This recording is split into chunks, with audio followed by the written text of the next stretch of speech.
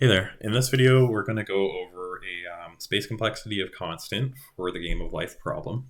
So if you remember from the original conditions of the game of life, we have mappings from 1 to 1, 1 to 0, 0 to 1, and 0 to 0. Now, if we were to use that and try to apply it to our game of life problem, where we try to convert every element in place following that rule set, we're eventually going to run into an unexpected result at the very end of applying those rules. The reason for this is because some of the zeros will be falsely read as ones, and some of the ones may be falsely read as zeros in the current state, because what we're trying to do is we're trying to emulate an effect that says, let's take the current state and let's modify everything at once. But because we're programming this and we're looking at each element and all the surrounding elements around it, we're doing it sequentially.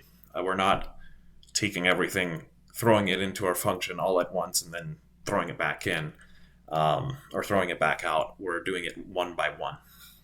So in order to sort of avoid this like weird mutation issue of zeros becoming ones and ones becoming zeros, messing up everything, we're going to use some flags here. The flags that we are going to use are -1 and 2.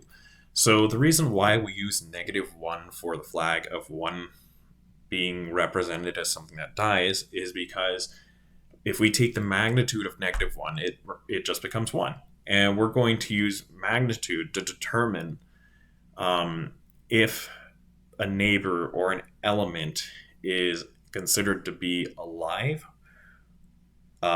within the current context of this current state. So let's follow through this. So we've got these two standard for loops over here. The running time is going to be m by n, or row by column, because we have to go through each element inside of our board state.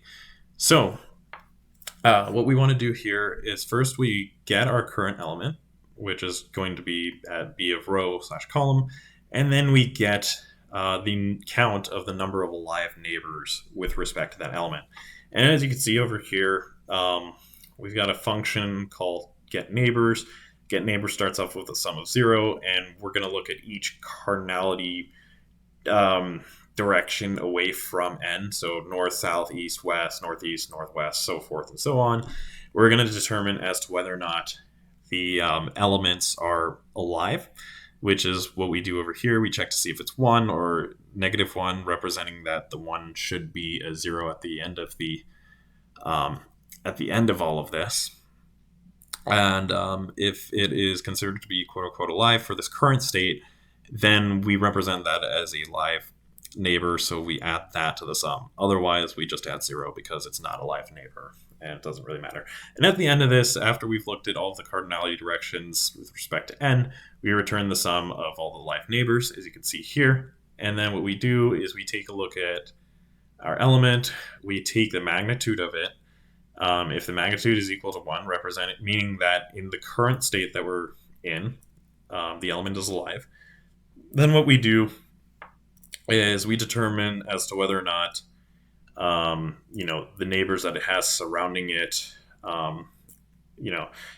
is it an underpopulation, an overpopulation? If that's the case, then we flip it to -1, representing that it should be a dead population in the next state, or we keep it as a 1, representing that everything's all well and good.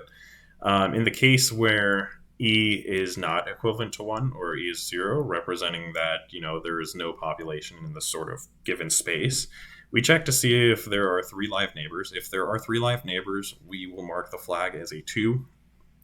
And then if there are not 3 neighbors exactly, then there is no repopulation, so we denote it with a 0. Now, at the end here, I said return void, but that's actually not true, because what'll end up happening is when we go through this, our board will be composed of 1s, -1s, 0s, and 2s.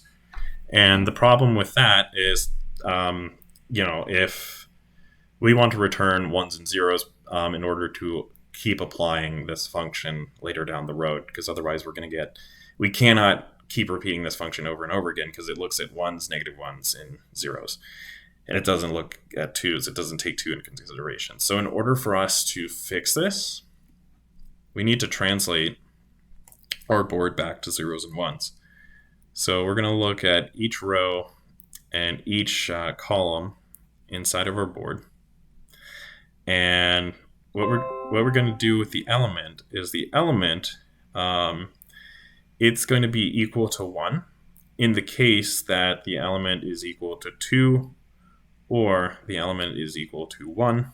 If these are not the cases here, if these are not the cases, meaning that the element is -1 or the element is 0, then at that point we're just going to leave it as a 0. Otherwise, we leave it as a 1. And once we do this, this will retranslate our matrix back to zeros and ones. And what we want to do here is we just want to return void because we are modifying this in place. So hope that was